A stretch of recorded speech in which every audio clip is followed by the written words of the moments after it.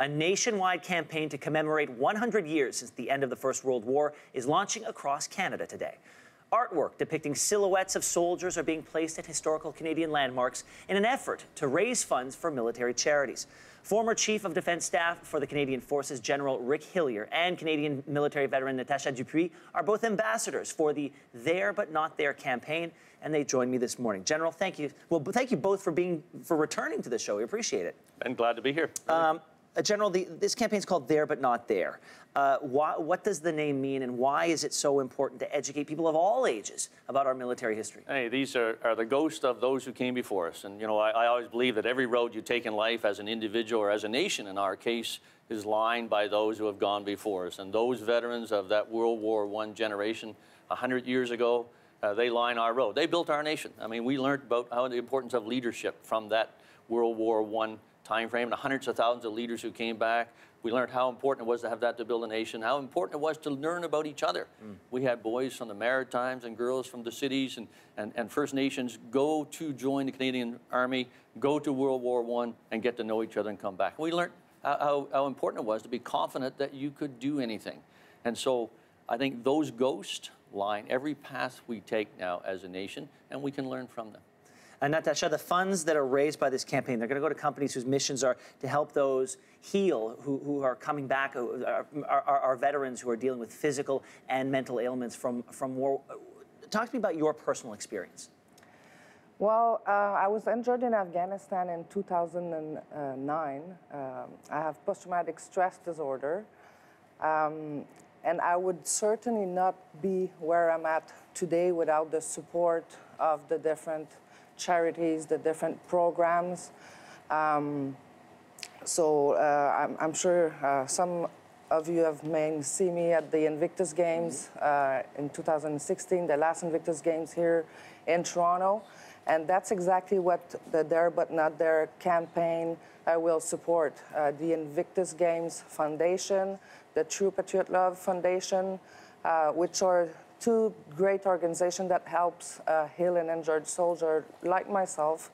And it's very important. I've seen firsthand being co-captain of last year's team, all my peers grow out of their injury, regaining control over their lives over their injury, and invite everybody to support the campaign, buy the little silhouette here, and it's a great cause. Well, they are beautiful, and I'm glad you mentioned the Invictus Games because, and you were being very modest. You're a 5-time gold medalist at the Invictus Games.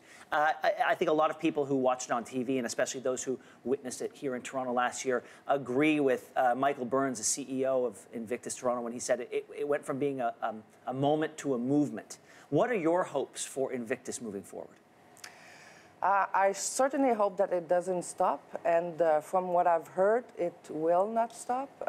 It's moving from being a yearly event to every second year, which I think makes sense. So if we look at the Olympics, which is every 4 years, as long as it stays in place, it will give heal and injured soldier hope. It will give them an objective to work towards. It will inspire others.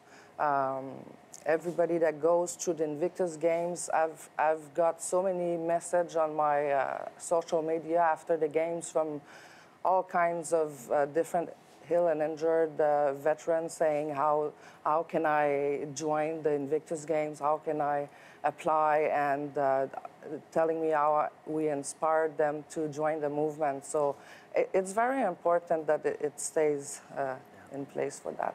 And General, this is a sort of an education campaign as well as a fundraising campaign, but there's an education that could be going on in schools as well. Do you think that this is that we as a country need to more holistically take a more general approach to teaching our military history, a more specific and focused approach? Ben, I think we do. I think we can do a lot more, and we can do a lot more, a lot better.